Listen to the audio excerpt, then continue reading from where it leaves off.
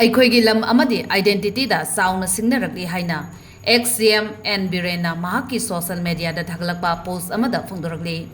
ing kumjali sing ani kulhumdoigi me ani fawada mahakna illegal immigrant law na sangsilakpa thingnaba honabaga loinana thadokpagi thabak sathaduna lakhi haina Phongdorakli mahakna makha tarduna ing kumjali sing ani kunnithoida sasinaba India gi Aadhaar card pairamba Myanmar national ama fabangamki amadi ngasi phawada kaya amaso phaba ngamdana amadi thidokpa ngamdana leiramba yai hairakli mahakna makha tana nungsi jaraba yelhomi iselenau sengi maphamda wafam khara thamlakli madudi Eikhoigi lam amadi identity da Chaona Singnarakli masing yamjadraba amadi resource lejadraba Eikhoi ngasidi awaba phibam ama mayoknaduna leiri kumjali sing ani kulhumdoigi me ani fawba mahakna chokthaba leitana mitok masak khangdokpagi thabak chathaduna lakhi adubu kumjali sing ani kulhumdoigi me ahumdagi state machinery na achowa struggle ama mayoknaduna lakli Myanmar ga kilometer 439 ngamkhai saruk puliba asida